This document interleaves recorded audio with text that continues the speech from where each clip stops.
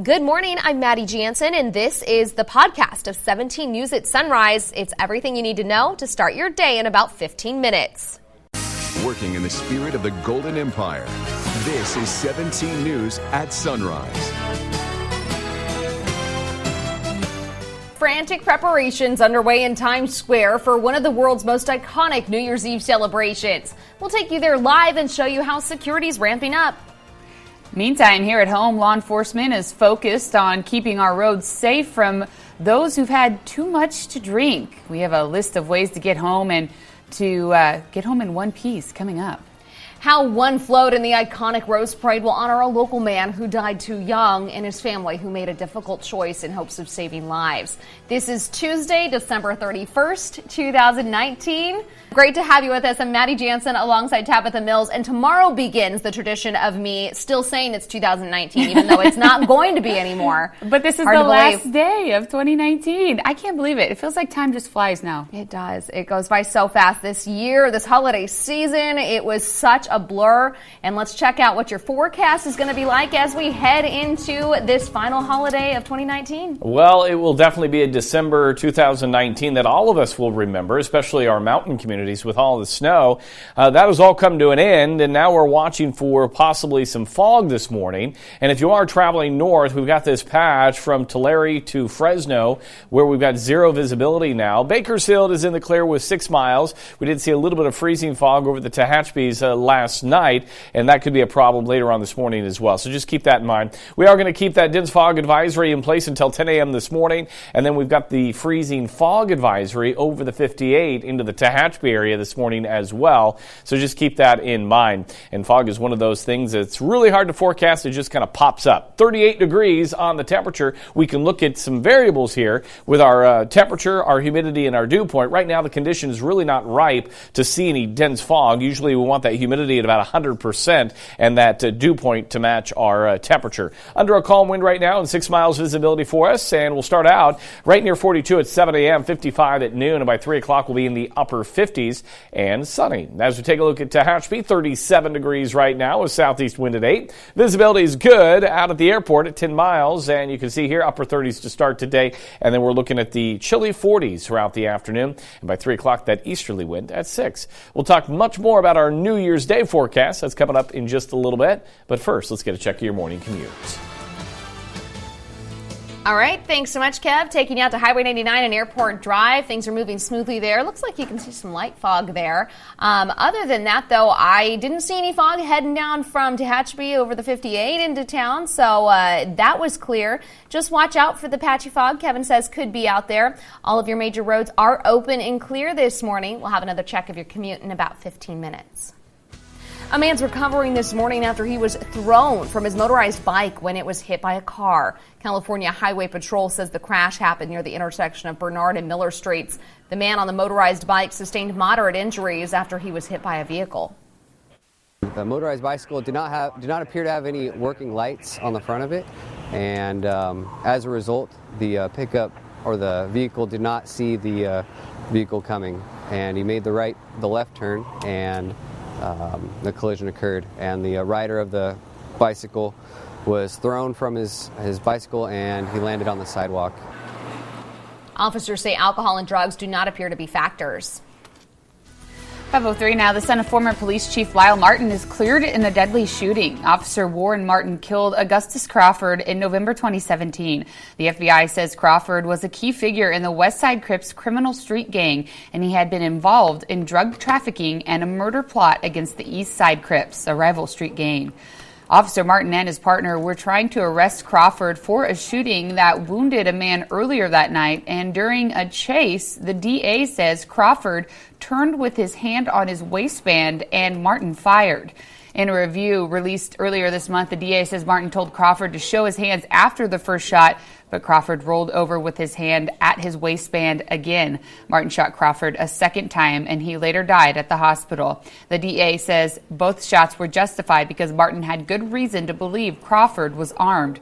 Crawford actually threw his gun away during the chase, but the DA says the officers could not have known that because they were around a street corner.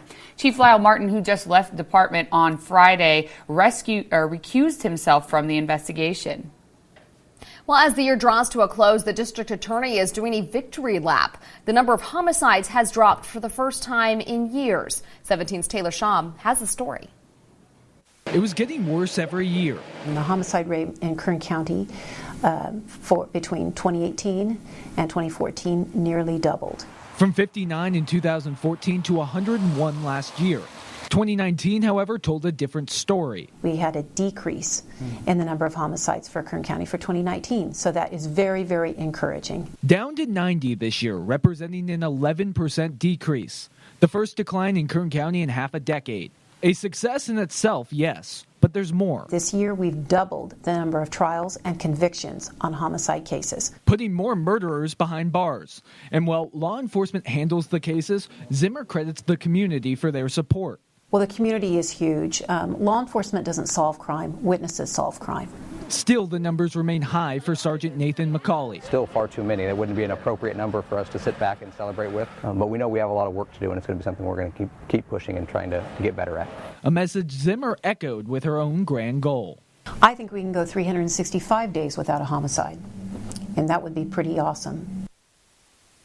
Since the year 2000, there have been more than 1,000 homicides in Kern County. In the past 5 years, the numbers have only increased, almost doubling from 2014 to 2018. The department will release the final 2019 data in July of next year. 5:06 now. The search continues this morning for the family of a driver killed in a possible DUI crash earlier this month. You may remember it happened on December 20th on Union Avenue, just south of Route 223. CHP says a man drove a white pickup truck in the wrong lane on Union Avenue and crashed into a Honda. The crash killed both drivers. The Honda driver was identified as 44-year-old Carla Strother, but the coroner is withholding the name of the pickup driver because no next of kin has been found. Investigators are also trying to determine where the man may have lived.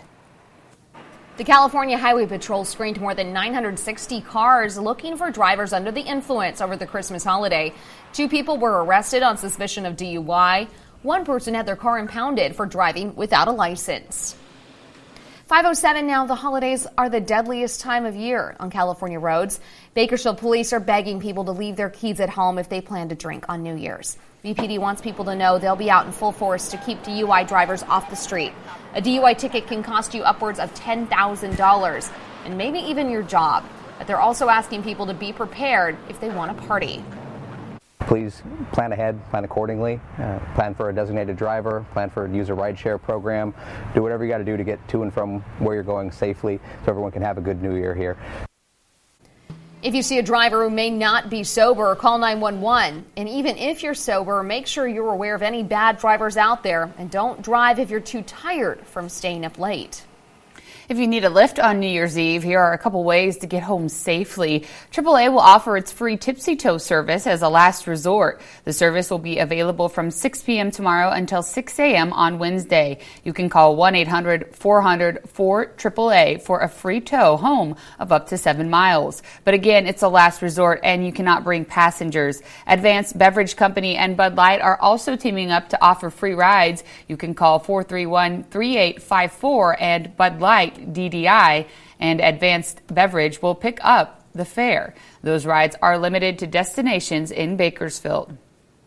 If you do want to get out of the house and have some fun, we have a list of New Year's events happening around town. Just head to our website, kget.com, and click the hot link icon.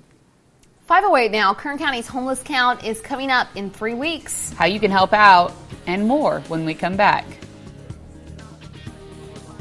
Working in the spirit of the Golden Empire, this is 17 News with Maddie Jansen, Alex Fisher, and Kevin Charette with your Pinpoint Doppler forecast. This is 17 News at Sunrise. Customers visiting businesses on 17th Street now have more time to park and shop. The city has changed parking time limits on 17th Street from Chester Avenue to L Street from 60 minutes to 90 minutes. This after receiving a petition spearheaded by Phil Bentley, owner of Bakersfield Copy and Mailing. Bentley garnered more than 70 signatures from area businesses in support and submitted the petition to the city in November. Since the change, Bentley says he has received positive feedback from customers who enjoy having more time to get in and out of the businesses.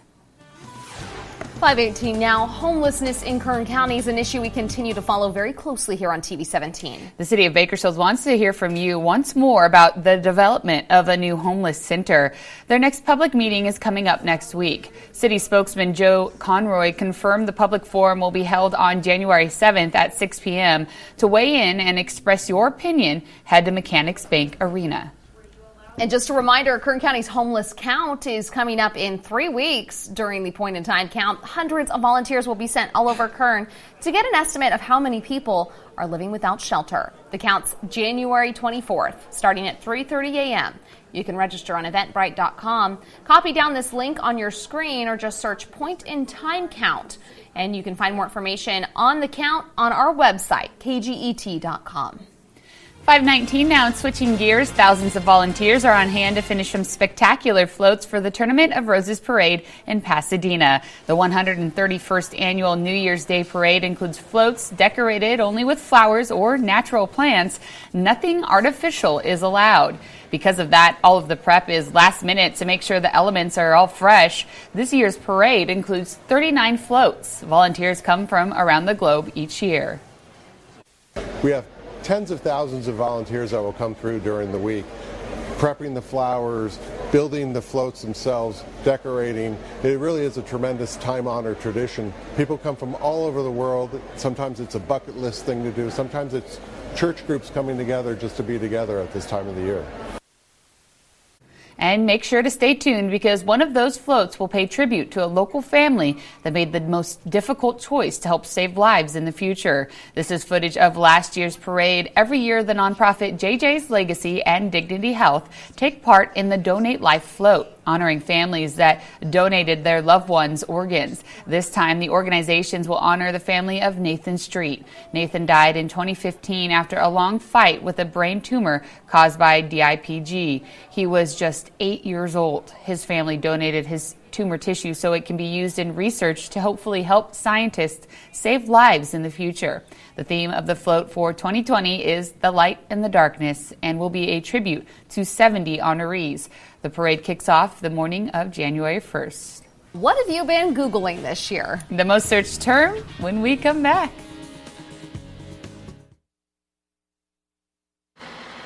All right, welcome back. We're following some breaking news of a house fire. We've got several fire crews on scene this morning. This is on Moneta Avenue, and that is off of North Chester Avenue.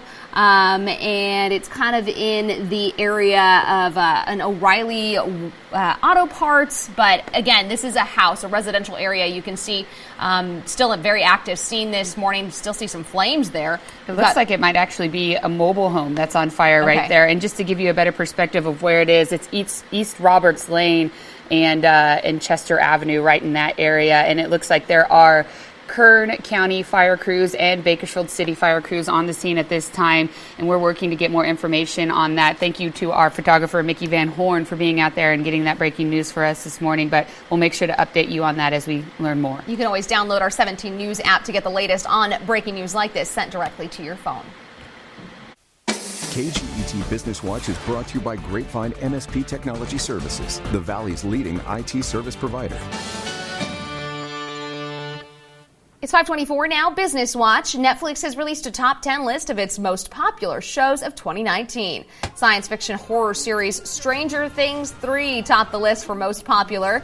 The Witcher and The Umbrella Academy followed behind. Tidying up with Marie Kondo, encouraging people to stay neat and organized. Jailbirds, about women in prison, and music quizzer Rhythm and Flow were the top 3 for most popular nonfiction series. For comedy specials, Dave Chappelle, Sticks and Stones, Kevin Hart, Irresponsible, and Gabriel Fluffy Iglesias, One Show Fits All, came out on top. Google says Disney Plus is its most searched term in the U.S. in 2019, even though the streaming service launched toward the end of the year in November. It includes content from Pixar, Marvel, and National Geographic, and it features a new live-action Star Wars TV show called The Mandalorian. The show's Baby Yoda character is showing up in a ton of social media memes.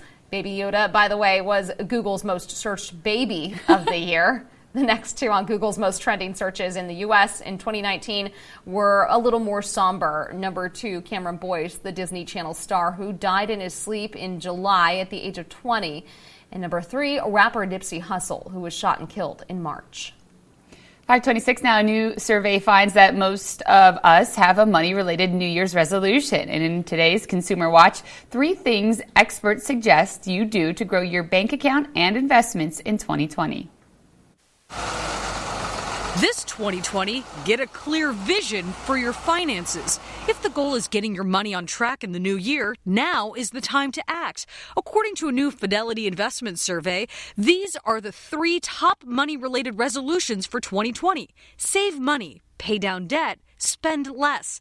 If one or all 3 of those are on your list, one expert says follow these 3 tips. Number 1, set up auto savings. Instead of going, I'm depriving myself, it's, well, I'm paying myself now, right? So I'm actually choosing to pay myself so that in 3 months I can do what I want. This means scheduling transfers from your checking account to your savings account every pay period. Number 2, track your spending and stop being wasteful. Download free apps or software that categorize your spending. When we look at where our money is going, suddenly it gives us the freedom to know, oh, this is actually how much I have. And maybe I need to cut back on this over here if I want to spend more money on gifts. Number 3, plan for some guilt-free cash. As you're working towards saving money, paying off that debt, and staying within your budget, make sure you also set some money aside for fun. That way, you don't burn out. For Consumer Watch, I'm Mary Maloney.